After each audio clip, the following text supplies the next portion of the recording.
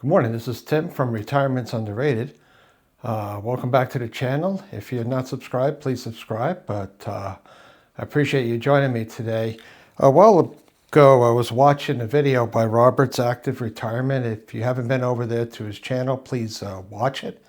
He's got a great channel over there. He's probably retired a few more years than I am, but I just find his videos fascinating and just learn a lot from his content. And about a week ago, actually it's 3 weeks ago now, he did a video on finding your passion in retirement. And he was talking about how he got involved in doing different things and his walk-in and some other things that he got involved with in his community. And it really got me to thinking. And I wrote in the comments to him, I said, I think one of the passions I have in retirement is just talking with people. And he said, well, Tim, why don't you just talk about that? Why don't you do a video on that? So I just want to take a moment today and talk about that for a while with you. It's so, as we retire, we have more time on our hands and we really have to make a concerted effort to get out there and be involved in the community, to get out to, so to speak, press the flesh and to meet people and to interact with people. It's so easy to be able to just sit at home, get involved with things and just isolate yourself from other people. And it's so important for us, especially as we get older, to keep up that social contact with people. Now, I had the benefit of, when I was growing up, I used to work with a lot of older folks in our neighborhood, just helping them out and around town. I used to clean older folks' homes. I was probably, 12 or 13 years old, and I would clean people's homes. But, a lot of elderly folks who, needed a little extra hand, which is something I appreciate now, needing a little extra hand. And but what it did is it really taught me how to interact with folks and also how to talk and to listen and to learn. There was so much I had to learn as a young adult, and even now as an older adult, so much to learn from other people in my interactions with them. But I had that opportunity to really talk and interact with many people. And then I was also a bundle boy. For those of you who don't know what a bundle boy is, in my youth, I was probably 15 or 16. We had a grocery store in Cape Cod called Angelo's, and I was a bundle boy there, and where you would bundle up the packages for people in paper bags and put them on a cart and wheel them out to the person's car for them. And yes, we used to get tips, so we'd all fight for the person who we knew would give a great tip every time. And we weren't supposed to take tips, but we did anyway. And I think secretly they knew that we would take tips. But I had that exposure as a young adult, just really interacting with people. But it really helped me to draw out of my shy character and being more of a private person. But and as I'm retired now and getting out and talking with people, I love talking with people. There is so much to learn. And if we would just interact with one another today, in today's society, we live in an age where you see a lot of the young adults, they've all got their phones out in front of them and they're talking. And this happened years ago when we had a bunch of my kids' friends over the house from church, and they would be on their phones constantly, barely talking with each other. In fact, they would be texting each other even though they're sitting next to one another. And it was just so funny to see. But I think in today's world, we've really lost that ability to talk with one another. We've become very isolated in our very public and connected. It's an irony that in a world where we're so connected with phones and devices, we're ever more and even more isolated than we've ever been before. And it really takes a concerted effort to put oneself out there.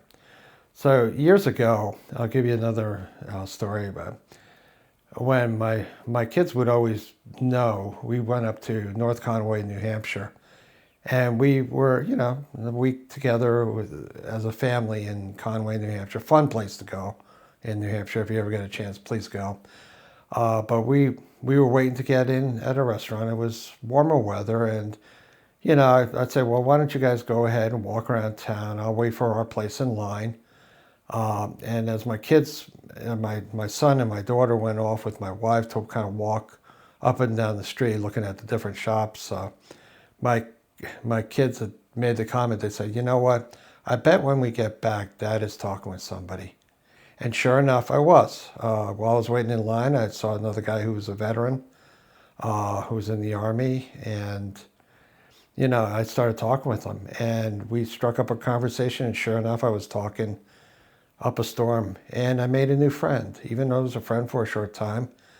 It was wonderful, and I got to know so much about him, even though I never got to see him again. I think I was richer for the conversation, having had that with him. And it's just so important. And I think it's so important for us to interact and talk and express ourselves and learn how to express ourselves and do that.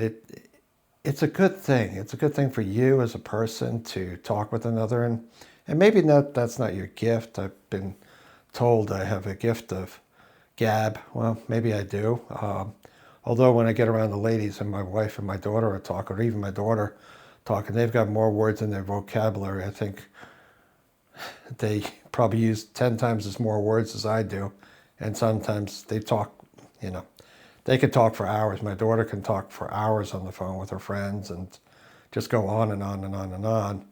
And I just run out of things to say. For a person who's social and talkative, I run out of things to say after a certain point. I'm like, okay, too much, But even I, as a talker, have my limit. But it's good for us to be out there and talking and meeting and being friendly with people. And it doesn't take much.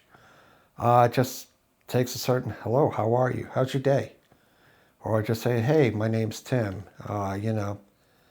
I'm retired now, and hey, let me talk to you about that. Just, what am I getting out of it? Or even, if you see something, if a person's wearing if they're a veteran and they're wearing a hat, talk to them and say, oh, did you serve in the Air Force or the Army or the Marines? Did you serve? Tell me about that. How was it? And thank you for your service. And, it gives people, it's not only good for us as a person to talk and to be out of ourselves and connecting with one another. It's also, believe it or not, it's a benefit for us, but it's also a benefit for that person we're talking to. Why? Because maybe you're the only person that's talked to them all day.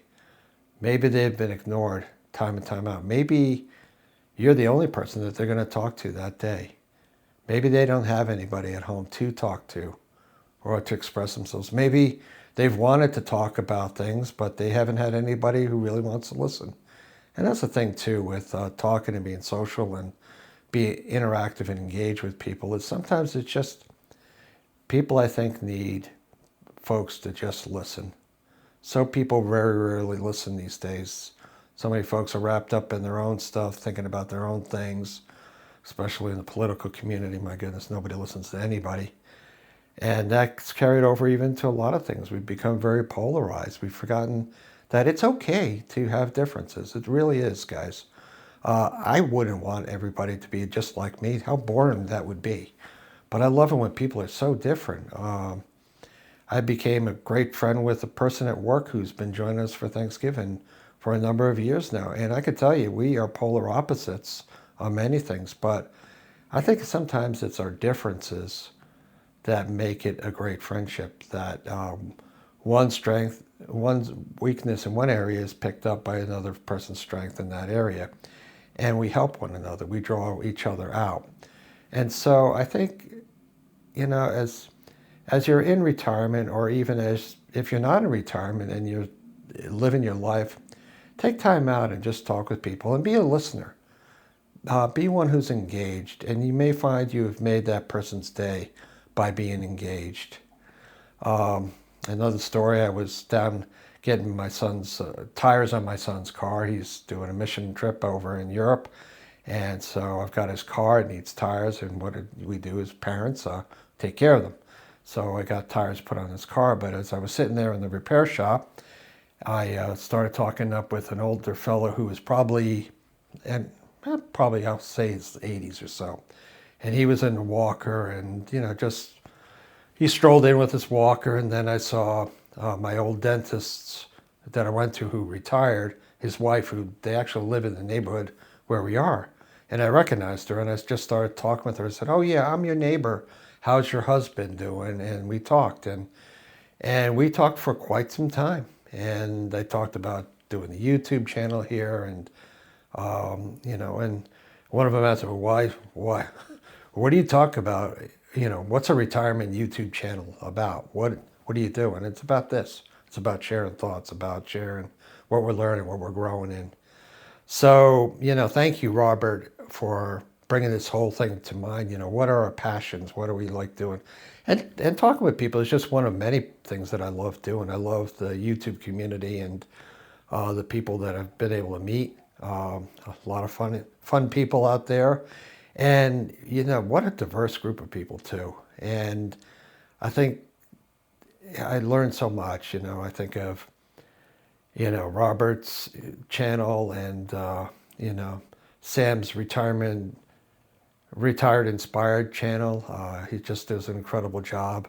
And Evie's channel and, all the many other channels. If I didn't mention you, I'm sorry. I'll try to do that again in the future. But, what a joy meeting everybody. And so, you know, get out there, have a conversation. And it might be awkward at first. Maybe you don't know what to say, but if you don't know what to say, just ask them about, hey, tell me a bit about yourself. What do you like doing? Oh, you're retired? What do you do with your time? What do you do to be encouraged and inspired? And you would be surprised. People will open up. Now, some won't. I've talked with some people who think I've got a third eye or think I'm some weirdo for starting to talk to them. Sure, you're going to get that. I think people would think I'm a weirdo even if I wasn't saying anything to them. You're going to get that. Some people you gel with, some people you don't. But you never know until you try. So, again, just consider these things. These are just, not sure what I'll call this, but just be out there and be engaged with one another. And, I just hope that you make the most of today. Thank you for taking time. If you're not subscribed to the channel, please subscribe. And I look forward to talking to you again in the future. Thanks again and have a great day. Bye-bye.